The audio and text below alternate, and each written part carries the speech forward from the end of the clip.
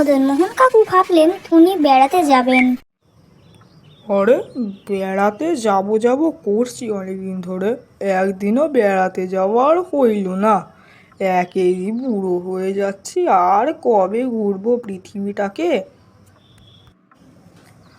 Idea, এবারে হংকংয়ে বেড়াতে যাব।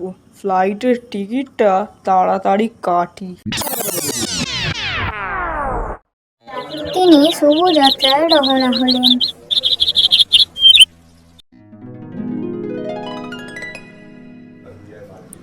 আরে আরে, ওরে বাবারে, তো আমার ট্যুর গাইডারও এসে গেছে। আরে হ্যাঁ স্যার, আমি তো এসে গেছি। আচ্ছা, তুমি সত্যি করে বলো তো, হংকংটা ঘোরানোর জন্য আমার থেকে কটা মাল করি নেবে? আরে স্যার, বেশি নয়, আপনার কাছ থেকে অনেক কমই নেবো, অন্যদের কাছ থেকে বেশি নিই, মাত্র 10,000 টাকা। কত বললে? কত? 10,000 টাকা?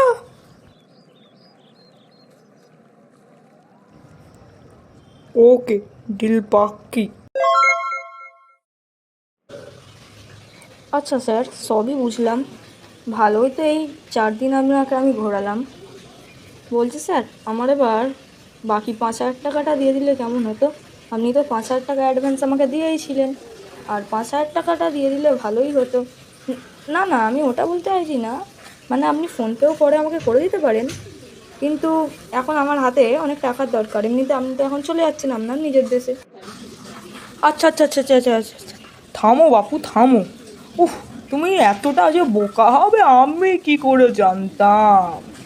তুমি এটাও বুঝতে পারছো না? আমরা তো দুজন মিলে ঘুরলাম। তুমি যেহেতু 10,000 টাকা চেয়েছিলে, এখন ঘুরতে ঘুরতে তুমি আমার বন্ধু হয়ে গেছো। আমি দিয়েছি 5,000 টাকা। 5,000 টাকাটা তো তুমি দেবে, সেটাও তুমি বুঝতে পারোনি। আই, এই ব্যাপারটা তো সত্যিই গোলমালের। 5 মিনিটের গবেষণা করে আপনাকে বলছি, দাঁড়ান।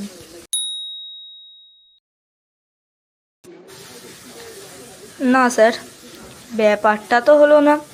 আপনি গদ্দারি করছেন কিন্তু আমার সাথে, বুঝলেন? আরে কিসের গদ্দারি ভাইয়া? যে থালায় খাচ্ছেন সেই থালাই ফুটো করছেন। আরে তুমি সাধারণ একজন ট্যুর গাইডার হয়ে আমার গায়ে হাত তুললে? আমি এক্ষুনি পুলিশকে ফোন করব। কি বলেন কি স্যার? না এটা আপনার দেশ, নাই এটা আপনার জায়গা, এটা আমাদের দেশ। এখানে আমি অনেক দিন ধরেই আছি। এখানকার কোনায় কোনায়, গলিতে গলিতে আমার হাত ছড়িয়ে আছে। আমার একটা ইশারায় আপনি আর বাড়ি যেতে পারবেন না। আর রহিবাত আপনাকে স্যার বলার, তো এটা আপনার ভাগ্য ভালো যে এখনও আমি আপনাকে স্যার বলছি। আমি ঘর যাব।